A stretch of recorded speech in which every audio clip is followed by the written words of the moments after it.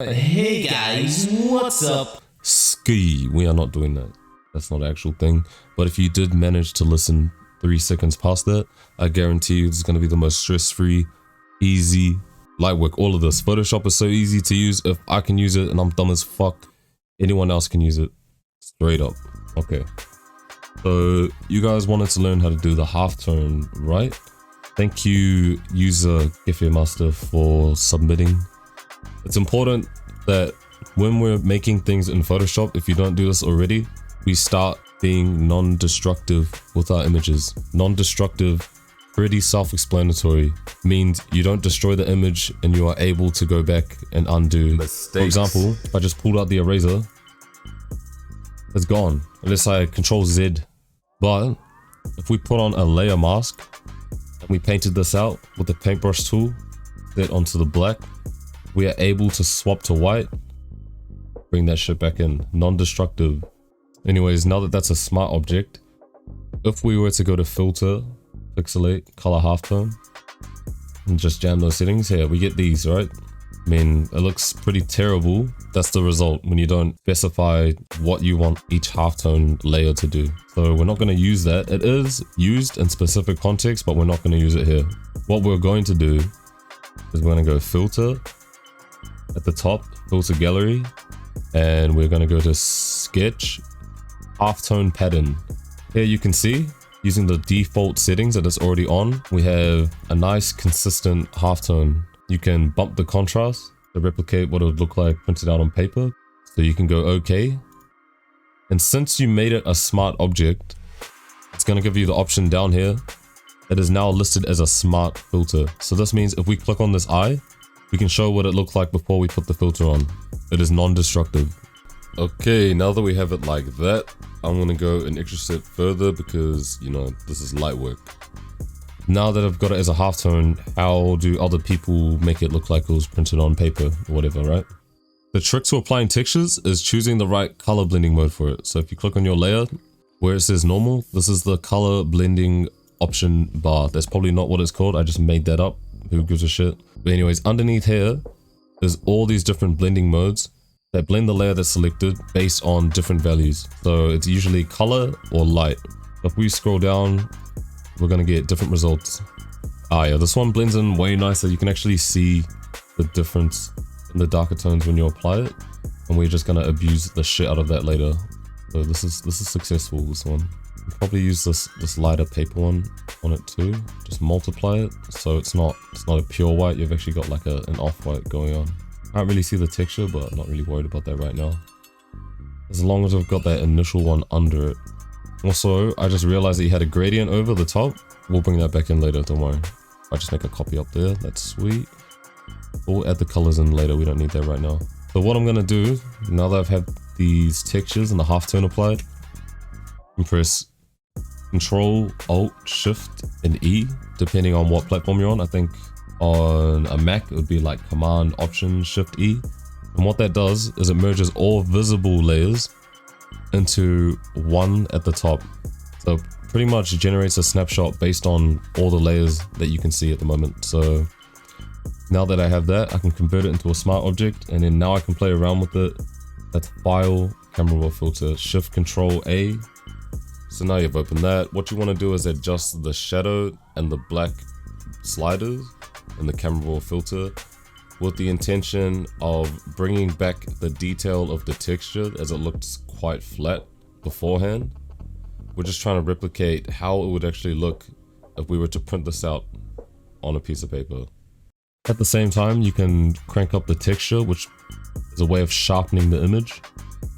You can see the difference if you zoom in close. You can see it's actually sharpening the Xerox textures over the top of these darker areas, and it looks pretty nice. Maybe take down the highlight.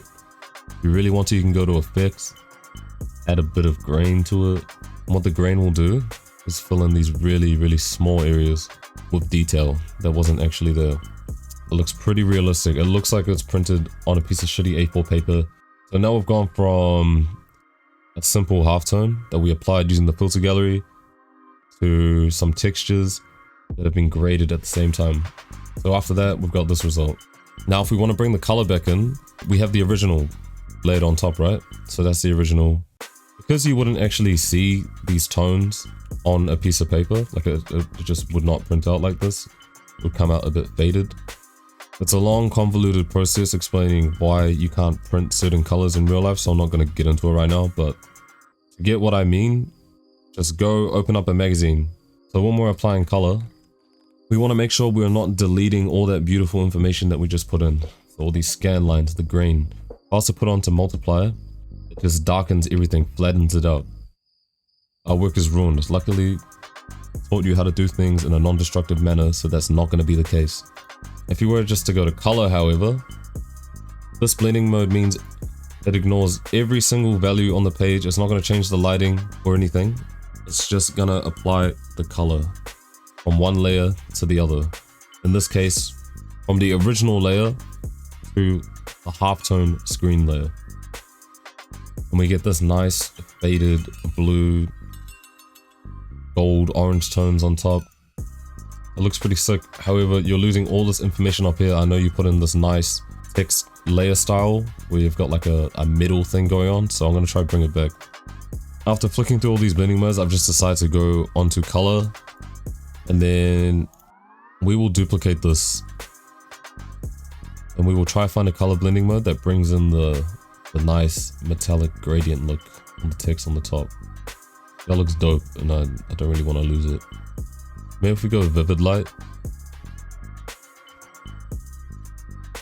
just crank that a bit. That's a nice way of getting it back.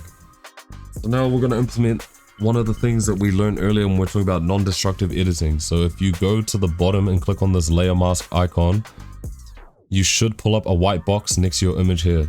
If you press B, that is the hotkey for the paintbrush tool.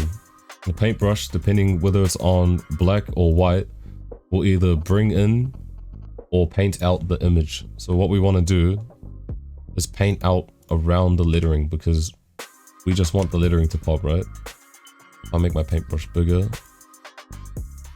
It will be an easier job. Genius. Reminder, this is very H&F, so bear with me. You guys are going to be 100 times better at this than I am. I'm just showing you how to do it. Cool, now that we've got that in there, you can change the fill option to make the text pop however you want it. You don't just have to do the text, you can do other parts of the image that are important to you, that you think would be more visible or not. That is the joy with this, you get a lot of freedom, right? Right, sick, yo, shot, sweet. Hey, she. And yeah, that is what the result could look like. However, I'd go one step even further. I'd make another snapshot. Control, Alt, Shift, E. Turn that into a smart object. Now we bring this back into camera raw filter, because you can play with the colors again and again and again. I feel bad that I took out all the colors of your initial image, so I'm going to crank the vibrance, make the colors deeper, crank the saturation all the way up, which is something that I would never ever do, except it is needed in this case because that's how the original reference image looked. And I'm going based off that. Change the blues using the hue underneath the color mixer bar. I'll go through these real quick. Hue is the tone of your color. If you have a blue, you can change it to an aqua, you can change it to a purple. Saturation, how deep that color is. Do you want your blue to be bright, or do you want it to be on the lighter side?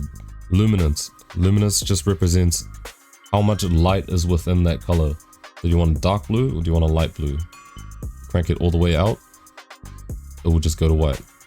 So if I play around with these, it looks like a real nice gold mustard sort of color, so I'm trying to retain that without making it too orange.